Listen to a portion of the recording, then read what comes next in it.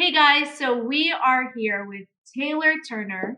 Hello. She is one of the pioneers along on this Bible study with all of us, and she is going to be sharing a little bit about her journey and some of the takeaways that she had from the video. So, you watched the video. Yes, I did. Okay. Absolutely. So, before we get started, what do you want to share about yourself? I think you should share a little bit about your business. Okay. I can definitely do that. So, first, I'm a big personality. So, welcome. Hi. And I would like to say, a really big part of why I came on here is because I wanted to share my experience with what I have going on in my life to see if anybody else can find it relatable or can find it interesting. Because the more questions that we ask, the more that we can find each other on the same journey and walk together. So, with that note, thank you for starting this and thank you for bringing me on. I am a style coach and I develop and maintain your personal style, and I'm the CEO and founder of TopNTier. Wow. And how old are you? 28 years old. She's such a spitfire. I'm 29. I had a birthday. So like my hair was a mess just before we started, and she fixed it, put me in the right place and everything. So I'm not even going to show you the behind the scenes of what it looks like if I would be in a different position, because you don't need to see that.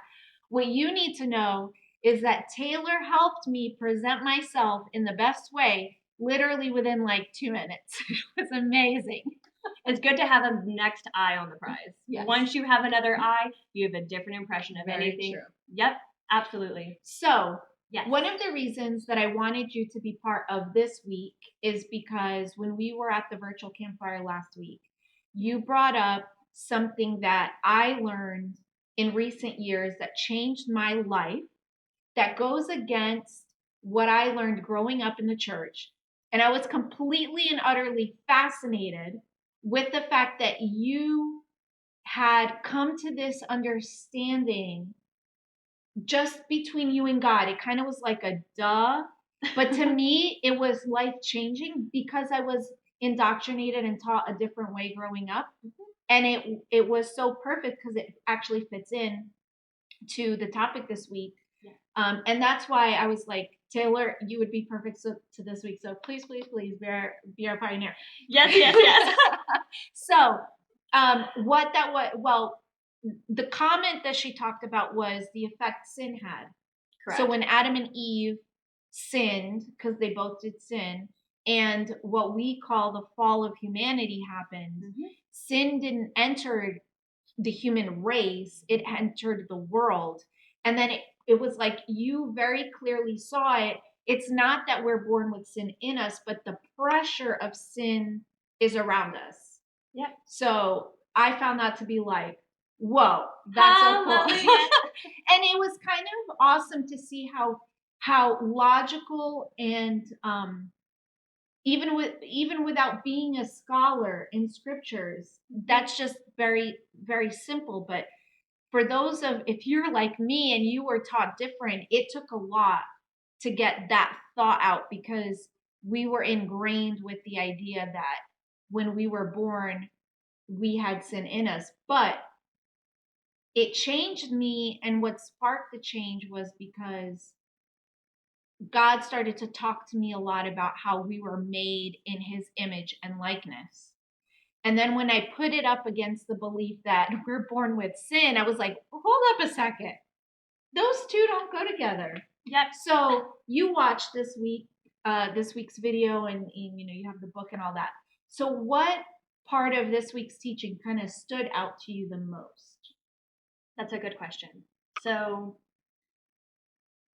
I did watch the whole thing, by the way. Did not skip anything. I definitely wouldn't skip. So the most that I found intriguing was finding what's in your heart. And I would say once you find what's in your heart, you have a target that's led for you to find your purpose. And that's super enticing to me, and I feel like it would be enticing to other people, because once you find your heart, you know the right intentions behind it, you know the opportunities that are going to come your way, and you can have full trust and commitment in Christ because he's delivering those things to you at your time. I've noticed also being as young as I am, I'm not as wise as my peers. So I take all of their experiences of what they've been through and I apply them to my life at the right time. I may not go through what you've gone through in 5 seconds or what I'm going to hear from you, but I definitely can understand and have empathy towards that person and create that relationship and bond that will bring us closer so we can walk together in our journey with Christ. So finding your heart is very important to me. Yeah, and one of the things was, we were talking a little bit before we started recording that the intention Yes. of the heart matters, right? And we were talking about Yes. how we were talking about that passage that mentions how the heart's deceitful and wicked. Yes. And how we're not born that way, but we can become that way. And one of the things that you happen to talk a lot about is taking ownership and responsibility for what you do, your decisions, and your behaviors. Correct. So, do you want to share a little bit about that, like how we have to kind of own and take responsibility for the direction that our life takes? Sure. So, would you like an experience or would you like an idea? Okay, let's see. I'll give you how I started my business. This is a journey that set me off on a path that I never probably viewed for myself, and never knew who I was going to meet on this journey alone. So, it was April 2018, and TopNTier was born. She was born with some notepads and some pretty little pencils and a little bit of phone calls. Like, what do you think? Is this a cute color? Do you like my name? Like, all these cute little identifiers that put me in a role to really start creating something. And when you're put in that position, you need to be very open minded. So, take you on this journey with me to explain how TopNTier was created. So I was working one day at Nordstrom and I was having a great time. Of course, I was working with men and women. And when I realized that I got a phone call on the floor, I just decided to answer it. I'm a millennial. I'm going to answer anything. I'm going to text you. I'm a social media you, whatever. And lo and behold, you're not supposed to have your phone on the floor, of course. Who does? And just me. And so I'm talking to this client and he's like, "Hey, are you gonna be here at 2:30?" I'm like, "Yes, I'm just working right now. I'm super sorry." He's like, "Oh, what you're doing?" I'm just like, I'm working at Nordstrom." He's like, "I thought you were doing something on your own. I thought you were doing your own career." And I'm like, "I'm working on it. There's steps and processes in play." And he's like, "I just want to tell you from being a business owner for about 15 years, you need to commit fully to what you're doing. Wow. And if you're set on a plan to do something, you need to do it. You need to be dedicated to the process and you need to allow it to happen organically." I'm like, at that moment, I have goosebumps right now, guys. At that moment in time at Nordstrom, I had a manager tap me on the shoulder just regularly, like, "Hey, hi, I'm here." I'm like, "Hey," on the phone still. And she's like, "We're not supposed to be on the phone on the floor. Like, is there any way that you can step off?" I'm like, "Actually, Oh my goodness, no." no, you did I not. 100%. I on the call. I'm like, "Hey, I'm gonna see you at 2:30. I made my commitment and decision. Thank you for walking me through this." I hung up the phone. He wished me good luck, good wishes. He knows what's happening.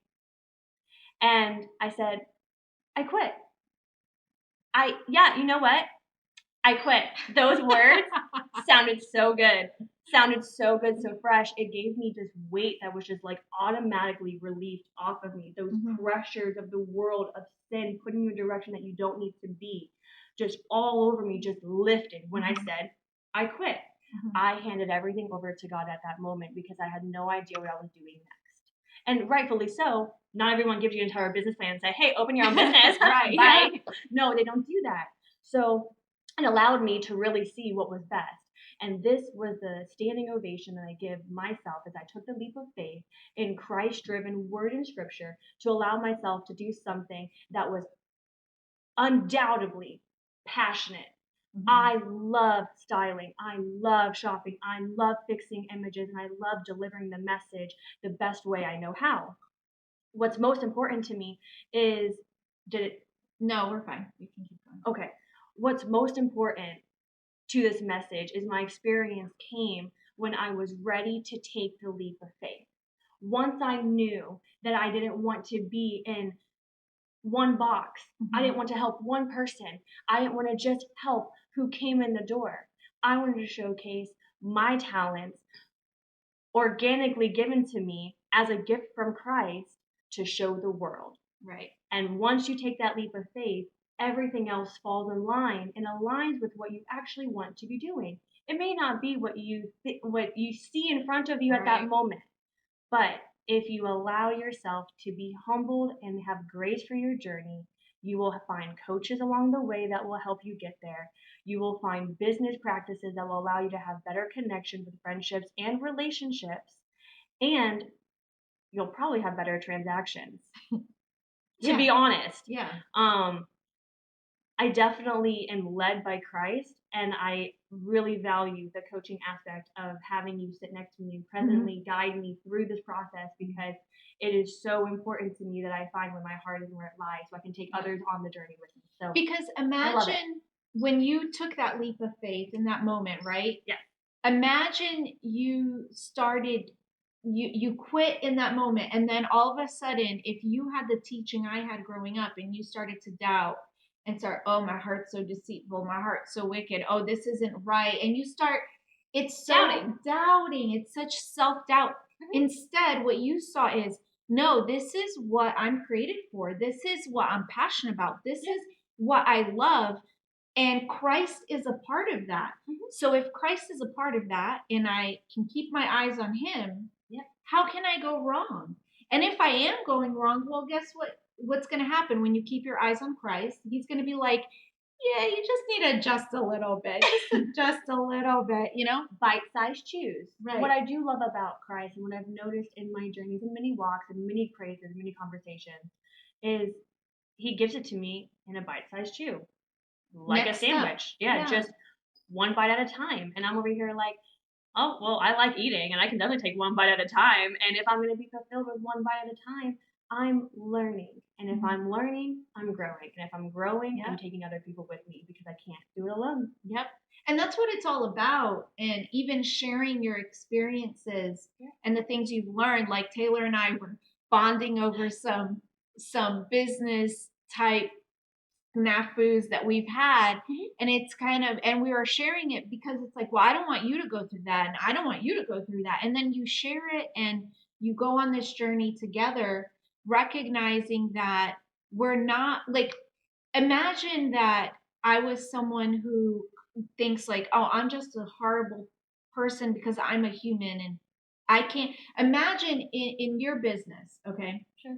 So your business, one time you described it when I first met you in a beautiful way, where you talked about how what you really want to help people do is take that, like the beauty within them, and help them express it on the outside.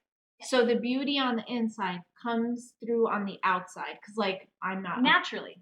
I'm not equipped for that. So someone like Taylor is someone who can help me, because that's not really my area of expertise. I stay in my lane. I have one saying in my business: stick to what you know and hire a pro. And in every field, I love it. Yeah. it's just perfect. Right. So when I forgot the whole point of why I was saying this, but so if let's say I was your client and I was constantly saying like, oh my gosh, I have to, who I am is not good enough, I have to let it go, I just, can you dress me up like Christ, like Christ, I need to empty myself, because people say these things. They'll say, they'll quote different things that people in the Bible have said, and it sounds so great because we hear it all the time. But the reality is that who you are matters, and God created you as you. We all, like you and I, are both made in the image and likeness of God. Okay? Correct. But you are going to reflect a certain aspect of God's diamond. Like you reflect a particular rainbow of the diamond.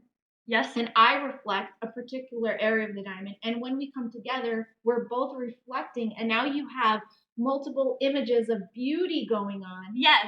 Depth and dimension. And this is why being a body is so important, because it brings the fullness, right? Yes. Now imagine if I, as your client, were to say, I don't want to be me because I want to be Jesus. Yes, in his Now, image and likeness of right. God. Yes. So yes, I do want to look like God and be like God, but I need to be Andrea. That's where personality I comes don't into need play. to be Jesus Christ. I need to Correct. be Andrea. Jesus Christ has already existed. I need to be like Jesus Christ, but I don't need his personality or his traits. And I may then not you lose you. I lose me. And God created me for a particular reason. Correct. So I think that it's important for us to embrace the identity. So being made in the image and likeness of God is very foundational. Yes. But it's the first step in understanding who you were created to be, understanding our hearts, understanding who we are as body, soul, and spirit, accepting that we have body, because there's a lot of Christians who look poorly on their bodies, their physical bodies, because they see it as evil. But God created it. It's not evil. It's only evil if you use it for evil, right? Choices in life. So we have to be stewards of that. And then from there, once we know that, you start to realize, oh, God gave me this talent. God gave me this gift. Oh, I can actually use that gift and that talent. And when I do, I'm reflecting God. Because it's natural. It's natural. So think about this, what you do. Okay. Okay. A lot of people would say, oh, Andrea has a ministry and Taylor has a business. Okay. Taylor's business is secular and Andrea's ministry is Christian. It's godly. It's spiritual. Okay. I don't see things that way anymore. Okay. I see what I do is just as spiritual as what you do and vice versa. Okay. Because what you're doing is the expression of God through you. Correct. And if you're doing it in accordance with his image and likeness in you, you're going to naturally lead people to God just by being you. Absolutely. How is that different from what I do? There is no not. different. It's a different expression. So I don't use the word secular anymore. Okay. Because my entire life, like I mentioned it at the Bible study yesterday when I was praying, God doesn't want to be our priority. He wants to be our everything. He wants to be part of our everyday. Yeah. So if everything I do, including my work as a project manager, everything you do at TopNTier, including dressing someone, buying something, whatever, all of that is spiritual because God is a part of all of it. Correct. It's not just natural. Do you want to elaborate on that? So, yes, but I'm going to take it back a little bit. Mm-hmm. So you were mentioning about people making choices when it came down to your heart. Yeah. So if it's going to deceive you, or if you're going to feel, it can be destructive. These are all choices that you have to make in order for you to have that path explored.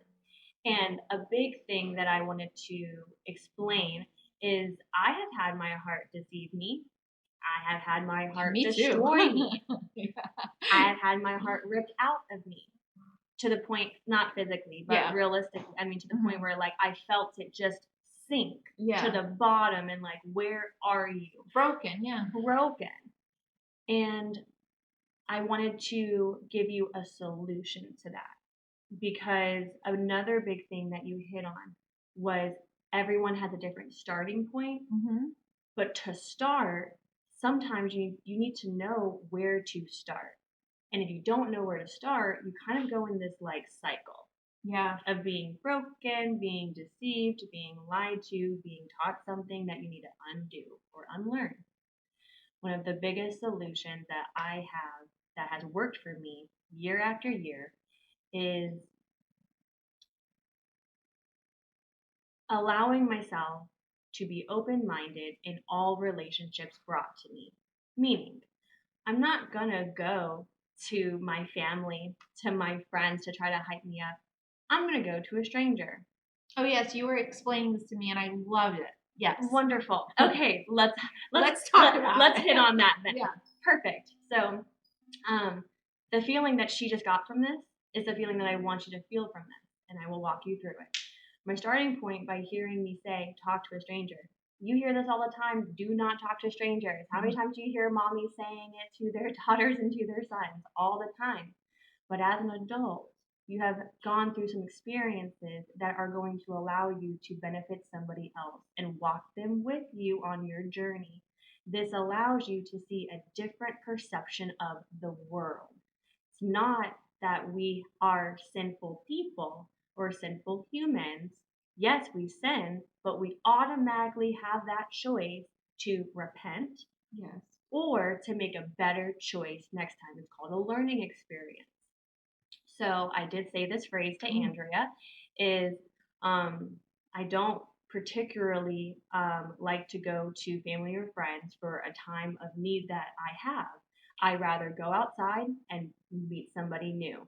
And the moment that I do, they're providing me with something that they see, meaning they don't see my past, they don't see the problems that I came with, they don't see the frustration that I had 10 minutes ago. They don't see the emotional trauma that I may have been going through. What they see is the image and likeness of God that I am walking up to them because I want to add value, because I need value as well, meaning I need wisdom, because I need to learn something. And the only way I'm going to learn something is by having someone new in my life, having a new experience, having a new conversation, having a new idea. Like, the only way you're going to get something new is by visiting a new person. And the most important thing that I can say is solution. If you bring more problems in, you create more chaos around you. Now, even though God is with you through all storms, which I do firmly believe, He's not just there for the good times, He's definitely there for the bad times. But if you are solution oriented and in His image and you are walking within His word, He directs you to the person that you need at that time or environment that you need to be sustained or fulfilled with. So, kind of brings me up to the heart and the intention base. When you go out to meet a stranger, you have to have intention. Okay? So you need to not just go to like a back alley, okay, and say, I think I need to talk to you. That is not what I'm saying, and that is not what I'm directing you to do. What I'm saying is there's an area that you can explore that is helpful and nurturing. And if you put yourself in the environment and you put yourself out there enough to be heard, somebody will come up to you. Somebody will want to know why you're there because you are being present. The most you can do in someone's life is be present. Absolutely. And when you're here with someone, like I'm here with Andrea, explaining my personal experiences to many different situations that I've been through, I'm present with her. I'm engaging with you. I'm learning from you. I'm hearing you. I'm developing a new idea. And this is what I like to advise. Solution-oriented progress. And until you get to that step, it does take a lot to change that course because I've noticed in earlier years, I would be like, no, don't want to, put it off. Oh, I'll work out, never did. I'll go eat something, cook something. Again, probably never did, had it ordered out. Whatever. It's just you always find an excuse for not doing something. And that's where you need to stop and look at yourself and say, let's try to find a solution here because I may be onto something, but I need a little bit more help. This is where you call to Christ. You call your Savior. You call your daddy to just be like, can you just let me know where to go? And He will lead you the right way because you're asking. Ask, seek, knock. Once you do those three things, you allow yourself to see something different. This does cause change transformation, but once done and in progress and slow steps, you see change. Oh, yeah, absolutely. I love what you shared about talking to a stranger because what you explained to me at the time was that when you go to family or friends that have known you, they haven't seen you change, right? So when you're in that place where you're kind of bummed and down, meeting a stranger allows you to meet someone who's meeting you in the present. So if you're going through a problem or you're experiencing difficulty or going through a rough patch, and you say, no more, I'm going to be solution oriented, I need to make a change. When you go meet a stranger in that place, they're meeting that person that you have just decided to become without the influence of the change you just went through. Correct. Does that make sense? Like, I hope it makes sense. Following, because I followed you. And what's beautiful is like I'm going through like therapy like thing with Dr. Leaf, and her basic thing is really like re-engineering and reconceptualizing traumatic thoughts and moments that we had. And within us, she explains, and I'm going through a book of hers through a study called The Perfect You, within us is eternity. Yeah. Okay. So in this moment, like you and I are in this moment and you're watching, you're in this moment too. Well, Love this you, moment, yeah, virtual hugs. In this moment is shaped by what we've gone through. For sure. Right? So in a way, this moment is shaped by our past. Somehow we got here. So this present moment has the past in it. Yes. But it also has the future in it, because the future, this moment is going to impact the future. Prepares you. Okay. Now, some examples of how that happens. And I read this in a book about someone who had a near-death experience. And when I read it the way she wrote it, it really rocked me. It was such like one of those revelations where you realize how every moment's important. So in this moment right now, you're listening to this video, you're hearing what we're saying, and it may or may not be having an impact, but it's possible that it's having some sort of impact. And it's also possible that it's going to speak to you in some way and you may share it with someone. Okay. So let's say you have a friend named, Maria, and you're telling Maria, oh, I was watching this video, Taylor and Andrew did this video, and you tell Maria, and Maria's like, oh, that's really cool. Boom. Moment of impact. I look at it as a ripple. Okay. Moment of impact. Ripple. So now Maria is impacted by the ripple. And now Maria is going to go through her own rock based on what we just said, because she just heard it. Boom. Rock. Moment of impact. Ripple. And now not only does it impact mine and your future, because we may talk about it with other people. For sure. We've learned things from each other today already, right? Yes. So it's impacting our future. But now all of you, it's impacting your future. And then all the people indirectly being impacted by what we're saying right now. And this is true not just for us in this conversation, but every moment. Yes. This is why, to me, knowing our neighbors, meeting strangers, new people, not just networking, but forming and building relationships is so important and must be intentional. Because when it is intentional, you understand the power that it has. Right. Because we're not just here in the physical, we're also here in the supernatural. Yes. Remember what I taught in the class. Yes. So while you and I are seated here, our spirit man is also seated here, and they're engaging. Our spirit people are engaging. Yeah. And it's building connections and forming connections. That's how I feel energy. Yes, exactly. Because it really, in scientific words, it is energy. Yep. And you watching, we're also connecting, because the spirit realm is not limited as the physical is. Yes. So we can reach you.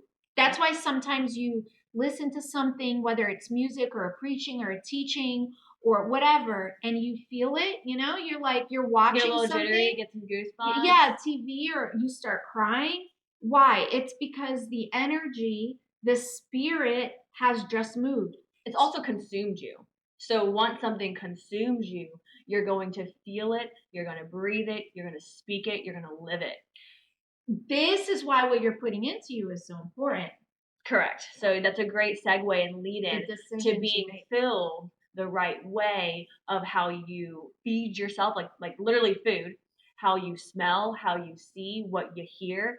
All of these are aspects of your spirit man really needing to, they crave, we all crave something.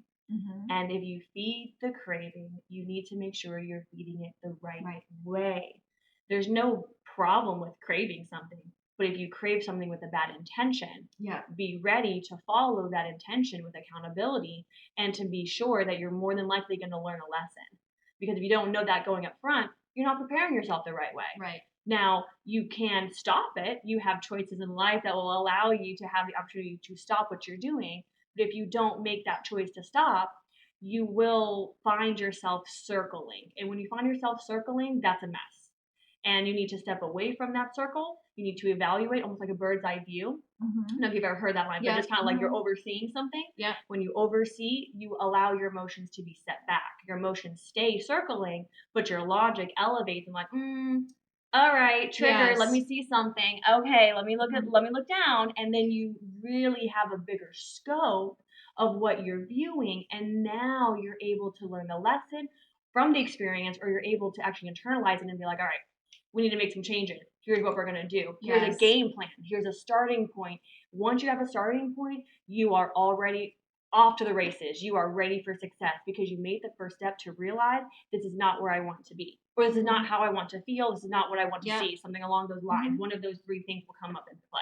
No, that's good. Perspective is key. And I have taught on kind of how to take those negative emotions. Sometimes you're going through something. Yes. And I love how you described bird's eye view, coming above the situation and seeing the whole picture. Yes. Because when you're in it, your perspective is one. But so then it's like change your perspective. What does it look like on the other side? This works a lot too with relationships. Yes. If you're having a conflict in communication, somebody's not understanding. Yes. The purpose of communication is not agreement. Yes. That's why a lot of people fight in relationships, because they're looking for agreement. Correct. The purpose of communication is understanding, connection, right? Yes. So the whole point is, okay, you're upset about something that I did. I'm so sorry. I don't understand, because I'm not you. I don't understand why it's upsetting you. So now what the person doesn't really understand why either. Well, sometimes. But this is where those who are aware can walk the person through coming to understand, why is this bothering you? And sometimes you have to hear what they're saying, even if it's not coming out in their words. Because sometimes there is a trauma or something. They've walked through something that's created a perspective, which what I'm going through in the neurocycle does cover that. So with every memory and every thought, it creates a perception, or you could even use the word filter. Yes, it is a great It creates a filter. So when you go through something, and let's say we have a very shared moment, something happens, the same exact thing. You experience it one way, and I experience it a different way. Yeah. It doesn't have to be bad and good. It could even be like just different. When you hear like Carolyn, Dr. Leaf, I have to say Dr. Leaf, because I want to be respectful. I get it.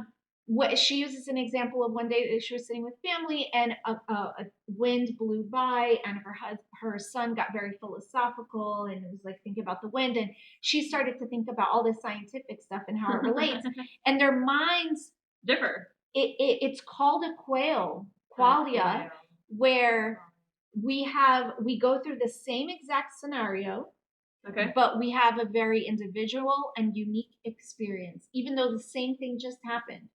Okay. So what's the reality? What happened, or our perception of it? Our perception of it. Exactly. Yeah. So what we always have to do is, whenever reality is going to go on and on, like over the course of years, reality is just going to happen. But sometimes our perception, like the example I gave, is a very pleasant one, but there's times where the perception can be false. Yeah, this is where deception comes in. Created by a bad narrative because of experience and trauma and all this stuff, right? Yeah. So the key that we have to get to is like, okay, this happened, I had a perception. It doesn't mean the perception is not reality. It also does not mean that But it's valid. Exactly, it is valid. It doesn't mean that you're wrong in having that perception, because your life experiences have led you to have that perception. Correct. But what matters is, how did God design you? And what is the truth? So what you were saying, in what you were saying, it's okay, things are not, whatever, going where they need to go. How do I stop that? this is where the solutions come in. Yeah. So this is where you have to take yourself out of what you're viewing. Mm-hmm. And what I usually do is I journal. So I journal all the time, all the time. One of the best things that I learned is after every single day, I'll just sit down with a journal or a notepad and I'll just write how my day went. Write what I learned, write what I wanted to change, write who I worked with, write a conflict, which by the way, conflicts bring you closer to people. So do never be afraid of conflict. Yeah. I love conflict. Like, because it allows me to learn. Right. So if I'm asking something and I don't agree with something, I'm like, hey, can I learn something from you? Yes. Am I going to get into an argument or a fight with it? No. Am I going to maybe like poke the bear? Sure. Because I want to learn something. I'm trying to pull You're information trying to out. understand. And what that The does full is story. it builds connection. 100%. This is what allows me to create solutions, because now that we're both on the same page, or multiple people are on the same page, now we can cohesively create an idea, create more of a bond, create the relationship, grow it further, add value. Look at that. You just change what you're looking at and what you want to see. Yeah. That's how I find And reality. change the direction. Yeah, exactly. So you start walking in the direction of that thing that you want to see. But Yes. if you never take the time and be intentional about it, how are you going to get there? Yes. So I want to, as we close, thank you. I want to highlight something here. Takeaways. Because as we're made in the image and likeness of God, last week we talked about a number of different aspects to God's nature, right? Absolutely. Which we all have. Yes. So like God, you are created to be loved. You are created to be pure and righteous. You are created to create. Yes. You are created to judge and make whole, which is part of solutions driven. And you're created to nurture and parent and coach. Okay? Not a doubt. So do you see now, as we've had this discussion even before, Sure, different elements of who God is expressed in what you do and how you live your life? Do I see what God has for me? What did So, you say? for example, we talked Just about all reshape those. the word So, or the ask. do you see the expression of God in you in terms of the aspects of the different natures of God that we talked about last week? Absolutely, I understand now. Pardon. I see his expression through me because I've allowed myself to humble myself and put my ego away for what I want, for what I know he sees in me. So because I have my target set on Christ, I'm able to fully live every day in his image because I allow myself to be put in the situations that are brand new to me, to be in front of people that I never thought even knew or existed, and to also add value to what I know my purpose is, because my passion bleeds when you talk to me about what I love to do. Because the heart and the intention behind what I do is change, transformation. And every time I get a chance to work with a new client, a new fit, a new model, a new environment, I am fully immersed because I'm present in that moment to deliver them through their journey with me. We all have a journey, but you need someone to coach you through those journeys, and you need different coaches to allow you to make different changes in your life. And it may come with time, or it may come with a different purpose, but because I know mine, it allows me to fulfill myself every day because Christ gave me the opportunity to change, and I took that chance. So I'm going to use Taylor as an illustration right now of looking at your individual purpose based on your talents and gifts. Okay. I'm just winging this right here. I did not plan this. Okay. So for those ladies who know me, I use a diamond a lot, right? She does. So God is a diamond. We are diamonds, and we all reflect him. And the essence of the diamond is love, purity, and light. Okay, because that's what it reflects. Absolutely. And then we talked about how God is creator. Okay, yes. So in your business, you are a creator. Yes, I am. You are creating things all the time. That's how your mind new works. Personalities, new styles, new a lot colors, of what you talked about today involves creation. Absolutely. You even use the word a lot, create. Correct. As do I. For sure. Okay. Sisters. So create. Then there's the whole aspect of God is judge in terms of he brings wholeness and okay, that comes in the expression when you're talking about solutions. Yes. I want to bring a solution. I don't want to focus on what's wrong, because you're like, okay, something is wrong. We need to make it right. Solution. Yes. Do you see that? Correct. So you're expressing God through your ability to create, your entrepreneurship. You're also expressing God when you're looking at solutions for your life and other people's lives. Yeah. And you're expressing God in your ability to work with people and coach them to become the best of who they are and to look that way. For sure. So that's you expressing God as Father. Absolutely. Because you're nurturing, you're guiding, you're teaching, you're providing wisdom. Yes. And all of those things are tied into who he is as love, and you are as love and purity. Because you cannot create, judge, and teach Correct. or be a parent if you are not motivated by love and light and purity. So do you see how that all ties together? Yes. You have to love people for where they start and for where they're going.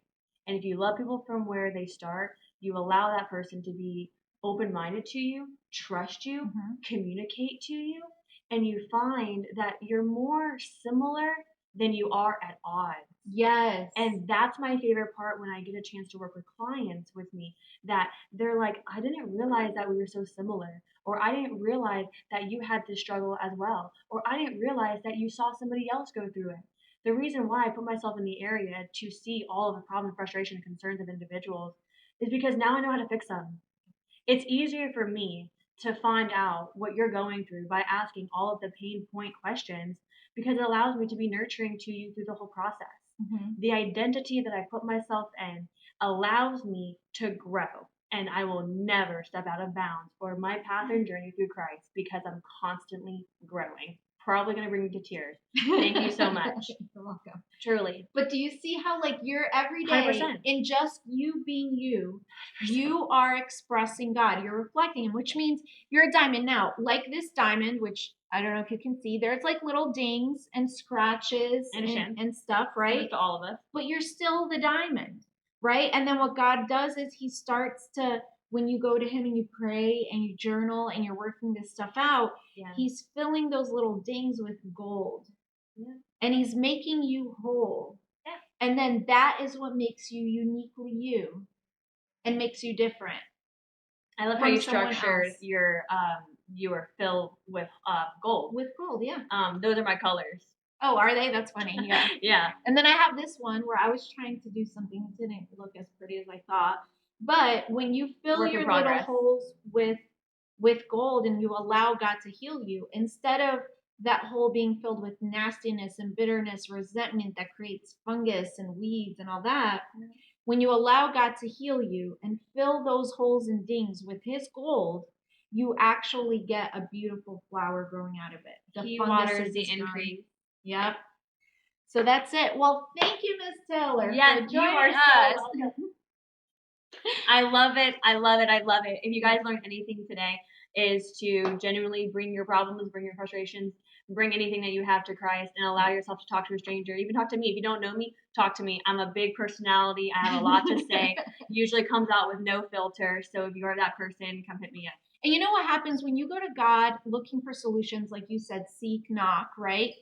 God will give you a response. Take him out of the box that you may have put him in. Yep. Because sometimes the solution he's going to give you isn't going to be from this voice like, Taylor.